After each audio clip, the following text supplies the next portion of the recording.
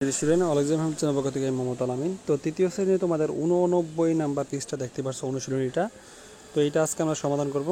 তো এখানে ফার্স্টে তোমাদের 1 নাম্বার দেখো, 1 নাম্বার কিছু সঠিক উত্তর দেওয়া আছে দেখতে পাচ্ছ। ফার্স্টে নাহিদ 30টি আম পেরে 10টি রেখে, তাহলে 30টা যদি আম পারে তার থেকে 10টা রাখছে, তাহলে 10টা বিয়োগ করে দিবা। 10টি রেখে সে আমগুলো 5 জনের মধ্যে ভাগ করে দিছে। তো এইটা ফার্স্ট আগে বিয়োগ করার পরে 5 দিয়ে ভাগ করে দিবা, তাহলে এটা উত্তরটা হয়ে যাবে। দেখো 30-এর থেকে 10 বিয়োগ করলে হয় 20, 20-এর তুমি 5 দিয়ে ভাগ করলে 4 হবে, তাহলে এটার উত্তর কিন্তু প্রথমটার উত্তর কিন্তু 4 হবে। এরপর দেখো 2 নাম্বারটা, তুমি বাবার কাছ থেকে 150 টাকা এবং মায়ের কাছ থেকে 60 টাকা নিয়ে 3 জন বন্ধুকে খাতা এবং কলম কেনার জন্য সমানভাবে ভাগ করে দিবে। তাহলে তুমি ফার্স্টে হচ্ছে এখানে দেখো 2 নাম্বারটা হচ্ছে তুমি 150 টাকা বাবার কাছ থেকে নিলে আর মার কাছ থেকে নিলে 60 টাকা, তো এই দুইটা তুমি যোগ করবা। যোগ করার পরে বলছে যে 3 জন বন্ধুকে তুমি ভাগ করে দিলা, তো এটা ভাগ দিবা 3। তাহলে আগে ফার্স্টে যোগ করো। দেখো তোমার 0 0 6 5 11 1 হাতে আছে 1 1 আর 1 2, 210। 210-এর 3 দিয়ে ভাগ করলে কত হয় সেটা তুমি ভাগটা করলে উত্তরটা হয়ে যাবে। 3 সাথে 21-এ 1, 21-এ 7, আর হচ্ছে তোমার এখানে আছে 0 0 0 দিয়ে দিবা, তাহলে 70 হচ্ছে এই 70 দোকান হচ্ছে 70 হবে, এটার উত্তর হবে 70। তো এটার উত্তর 70 দিয়ে দিবা।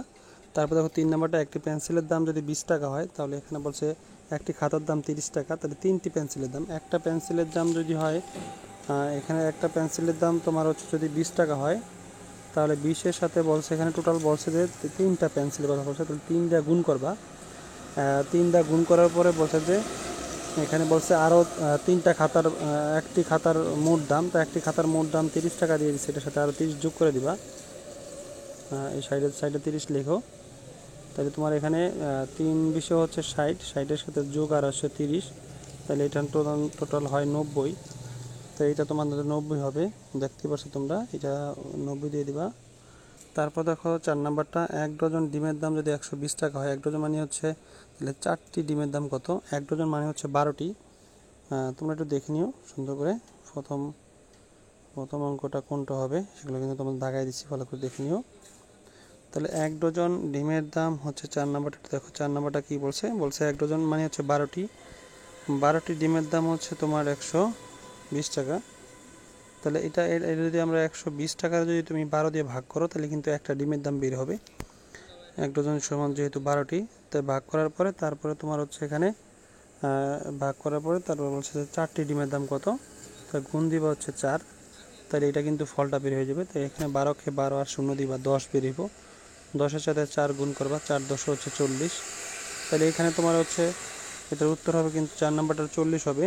তারপর 6টি গাছের প্রতিটিতে বলছে প্রতিটি থেকে 4টি করে আম পেরে 6টা গাছের প্রতিটিতে, মানে একটি গাছ থেকে 8টা করে আম পাচ্ছে, তাহলে গাছ টোটাল 6টি, তাহলে তুমি ফার্স্টে 8টা গাছের 6টা করে আম পাচ্ছে গুণ করে দিবা, এবং 4 জন বন্ধুকে সমান ভাগে ভাগ করে দিছে।